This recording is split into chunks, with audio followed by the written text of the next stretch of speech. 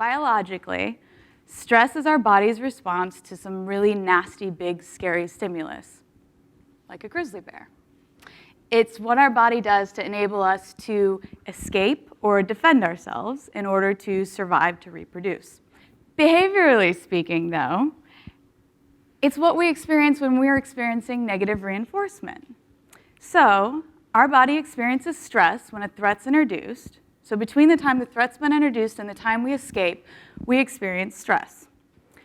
Graphically, if you follow this little blue line as your behavior, you run into a big, scary grizzly bear, your behavior will increase. Once you've escaped, your behavior decreases dramatically. So let's say you outran the bear. That was your chosen method, was to flee. Once you've outrun the bear, you're probably not going to continue running for 26 miles. You're going to stop, right? Your stress response, similarly, will spike after the threat, and it will decrease really dramatically after you've escaped. Evolutionarily, the stress response for Mr. Caveman running away from the mastodon would stop after he's escaped. Stress is meant to be short-lived. Biologically, it's meant to be something that occurs quickly to aid you in escaping something that's been life-threatening. As we've evolved and developed these fabulous big brains, we've also developed the ability to perceive things as life-threatening when they're not. So this has also given us the ability to react and have a stress response happening in our body over the course of days, weeks, months, years, over things like paperwork and a dirty house and the kids. So why am I talking about this at a leadership conference? Well, the truth is, leaders have a lot of control over how much stress their people experience in the workplace.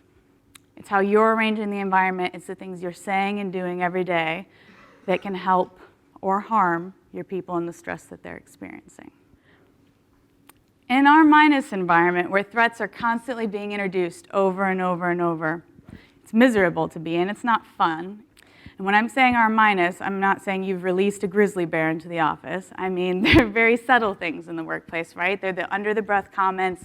They're the taking vacation again type comments, right? They're very subtle things that happen all the time that make us feel a little bit under threat. They're deadlines, they're papers, they're reports. But what happens is that the stress response in this environment never returns to baseline. A lot of work environments are like this. Once you've met one deadline, a new one steps up to take its place. Once you've made one boss happy, there's someone else asking you for something else. Once one project's done, you have another one to get to. So your stress response is never actually allowed to even return to baseline. It becomes kind of the norm. The other thing in an R minus or do it or else type culture is that you're never going to get discretionary effort from your people. You're going to get the minimum to outrun the bear. They're going to run the 100 yards that they need to run, and they're going to stop. So how do you fix it? So this first antidote is R plus. I understand that in a real-world situation, we're not going to be able to only use R+. But what I am suggesting is that you could use enough R+ in the environment to make the R- less stressful. So if you introduce a bear into the environment, give lots and lots of reinforcers after the behavior you want has occurred. So if you give someone a deadline for a report, give them loads of reinforcement once they've finished it. Do it again the next time. Do it again the next time, and the next. What this does is makes the stress response each time a little bit smaller. So that by the fourth time you've asked me for the fourth report, my stress response has gone to nearly minimal because I'm experiencing so much positive reinforcement in the environment. The second antidote for this would be to eliminate uncertainty as much as you can. And this takes a bit of self-awareness and some reflection on what you're doing and saying every day. But giving people clear and defined goals and tasks is one way to do that. Clarifying your communications is another. Doing the things you say you're going to do is a really big one. Antidote number 3, give them some control. Research has linked the amount of control you feel over your own work environment to how much stress you're likely to report feeling. They've also linked it to health implications. So if you can give people more, So a little bit of freedom about how or when to complete tasks. They're going to feel less stressed. Antidote number 4 is to make escape easy. I'm not talking escape from the workplace. I'm talking escape from R-. So when you introduce a threat into the environment, you should make sure that there is a high probability that this person will be able to escape it. They should know exactly how they could escape it.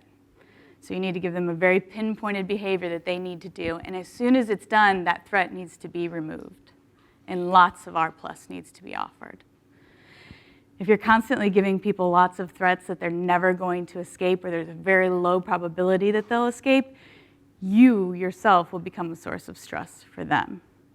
At the end of the day, for leaders, it's really about examining what you're saying and doing every day and figuring out how it's impacting the people around you. It's about using behavioral science to make the environment better and to help yourself avoid becoming the office grizzly bear. Thank you.